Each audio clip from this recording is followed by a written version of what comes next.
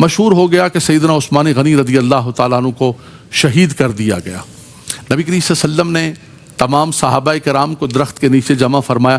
اس واقعے جو درخت کے نیچے ہے اس کو کہتے ہیں بیت رضوان، اس کا نام ہے بیت رضوان، تحت الشجرہ۔ اللہ اکبر۔ لقد رضی اللہ عن المؤمنین اذ یبایعونک تحت الشجرہ۔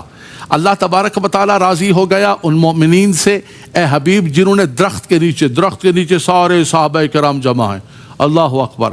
اور آقا دو جہاں صلی اللہ علیہ وسلم جو ہے وہ ان سے بیعت لے رہے ہیں، بیعت بالجہاد، بیعت بالاستقامت، اور فرمایا کہ ہم جو ہے عثمان غنی رضی اللہ تعالیٰ عنہ کا بدلہ لیں گے، اور استقامت کی نبی کریم صلی اللہ علیہ وسلم نے بیعت فرمائی۔ ادھر عثمان غنی رضی اللہ تعالیٰ عنہ مذاکرات کر رہے ہیں، یہ رومر چل گئی اور شور مچ گیا کہ آپ کو جو ہے وہ شہید کر دیا گیا۔ آپ نے صحابہ کرام سے بیعت لی، لیکن رب تبارک و تعالیٰ نے اسی سورہ فتح کے اندر اس بیعت کے بارے میں کتنا خوبصورت فرمایا۔ میرے بچوں آپ کی توجہ چاہیے، قرآن کہتا ہے اے حبیب ان الذین یبایعونک انما یبایعون اللہ ید اللہ فوق ایدیہم۔ اے حبیب کیا خوبصورت منظر تھا جب درخت کے نیچے آپ کے غلام، آپ کے صحابہ کرام آپ کے ہاتھ پر بیعت کر رہے تھے۔ فرمایا آپ کا ہاتھ ان کے ہاتھوں پر تھا، لیکن رب تعالیٰ فرماتا ہے ید اللہ فوق ایدیہم، فرمایا ان کے ہاتھوں پر اللہ کا ہاتھ تھا۔ حالانکہ سب لوگ دیکھ رہے ہیں کہ بھئی رسول پاک صلی اللہ علیہ وسلم کا ہاتھ ہے۔ اللہ کا تو ہاتھ کوئی نہیں ہے۔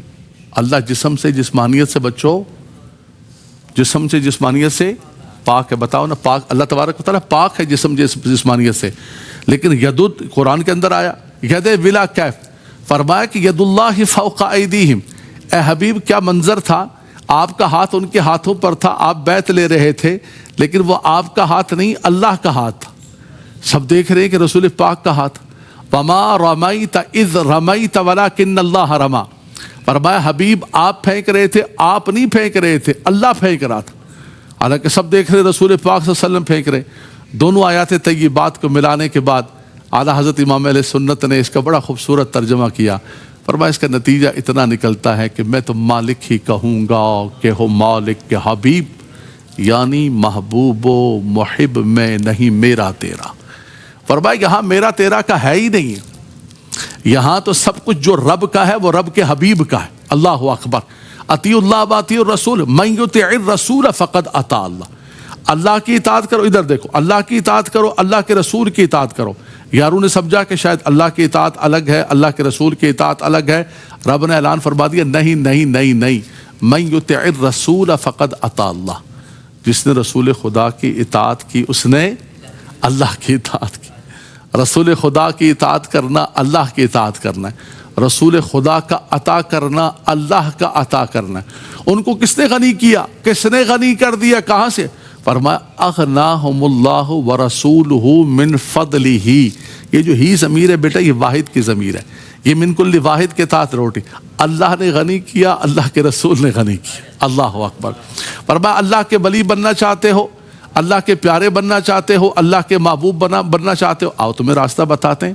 قل ان کنتم تحبون اللہ، اگر تم اللہ سے محبت کرتے ہو تو حبیب نے بتا دیں کہ فاتبعونی، میری یعنی حبیب خدا کی اتباع کرو۔ نتیجہ سنو قرآن کیا کہتا ہے، آپ قرآن کی محفل میں آئے نا، سنو نتیجہ قرآن کیا کہتا ہے۔ فرمائے یحببکم اللہ، یہ آپ کی اتباع کریں گے، اللہ انہیں اپنا ولی بنا لے گا، اپنا محبوب بنا لے گا، اپنا مقرب بنا لے گا۔ اللہ اکبر۔ تو فرمایا کہ یہ کتنا خوبصورت آپ کا فرمایا اللہ کا ہاتھ، اس لیے کہ سب کچھ جو ہے جو رب تبارک و تعالیٰ کا ہے وہ حبیب خدا کا ہے۔ رب تبارک و تعالیٰ نے ہر چیز اپنے حبیب علیہ الصلوۃ والسلام، رب ہے موتی، یہ ہے قاسم، واللہ یؤتی و انما انا قاسم۔ فرمایا رب عطا کرنے والا ہے، حبیب خدا تقسیم کرنے والے۔ اللہ اکبر، اللہ اکبر۔ تو فرمایا کتنا خوبصورت منظر تھا۔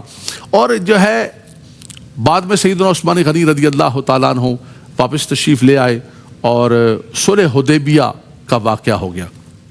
صلح حدیبیہ کے اندر جو شرائط لکھی ہیں وہ شرائط بڑی عجیب و غریب قسم کی تھی، اور لیکن نبی صلی اللہ علیہ وسلم چاہتے تھے کہ صلح ہو، کسی طریقے سے جو ہے معاملے کو جو سیٹل کیا جائے۔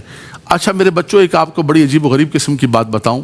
آپ نوجوان بچے ہیں، آپ کے ذہنوں کو دنیا پراگندہ کر رہی ہوگی کہ یہ مسلمان اور یہ اسلام اور ان کے نبی جو ہے وہ ہمیشہ تلواریں اور جنگیں اور قتل و غارت گری اور فلانا ٹمکانا، نبی کریم صلی اللہ علیہ وسلم نے ہمیشہ صلح کا سب سے پہلے راستہ نکالا، سب سے پہلے کوشش کی کہ مسئلے کو حل کر لیا جائے۔